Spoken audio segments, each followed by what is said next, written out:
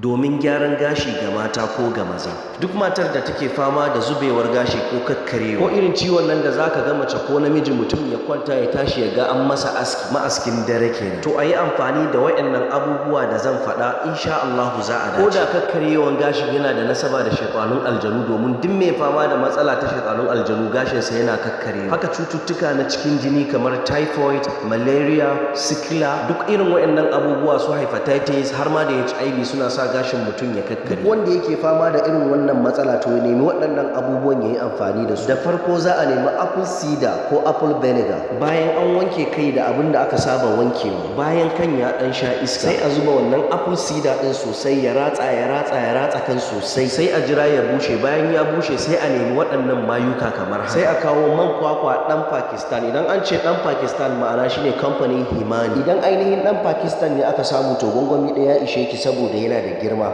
Idan kuma ɗan Misira ne shi ƙananun kwalba ne to sai an nemi guda 10. Sannan a kawo man hulba ɗan Misira guda 5 a zuba a ciki. Sannan a nemi man zaitun mai kyau wanda yawansa zai kai wannan haɗin da aka yi, shi ma a zuba a ciki. Sannan a kawo man habbatus sauda, shi ma a zuba a ciki, yawansa ya kai wannan. Sannan a nemi wato ainihin man riɗi shine zaitu simsim, shi ma guda 5. Sannan a gauraya. Sannan a kawo man alayyadi, shi ma a sa yawansa ya zama yawan wannan man. Sannan a haɗe su a gauraya su haɗe da juna, sai a shafe kan sosai, shafewa sosai ya ratsa ko'ina. Sai a rufe kan, in an yi da daddare sai a yi da safe. Kamar mata masu wanke kai su je su yi retouching, bayan sun gyara shi to sai su bi shi da wannan treatment ɗin. Idan aka yi relaxing ɗinsa na farko ba za a sake yi ba, haka za a dinga yi da daddare, haka da safe in an yi wanka ma a sake. Ku da kanku za ku gamsu da treatment ɗin da kuke yi, insha Allah. Wannan hanyar idan aka bi insha Allah zai sa gashi yayi tsayi, gashi yayi kyau, gashi yayi baki, gashi yayi laushi, gashi yayi kyan gani. Wannan haɗi da na faɗa muku zai kashe dandruff, zai kashe duk wani abin da yake cutar da gashi, kuma in Allah iya da za a samu dawwamammen gashi. In mace ce ta samu wadataccen gashi to sai ta ci gaba da yin kitso. Idan kuma dama kina da wadataccen gashi to sai ki ci gaba da yin yadda kika san kina yi, gashin ki yana zama. Wannan sako idan kun samu dama ku yaɗa shi, domin akwai ƴan uwa masu fama da irin wannan matsala.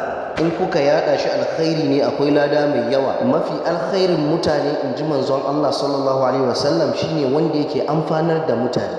Don tambaya ko neman ƙarin bayani za ku iya kira na ta lambar waya kamar haka, ko tura sakon WhatsApp 08103373096. Kada ku manta, shirin likitan kaina yana zuwa muku ne kai tsaye daga cibiyar bada magungunan musulunci da na gargajiya, wato Dar Thaqafa.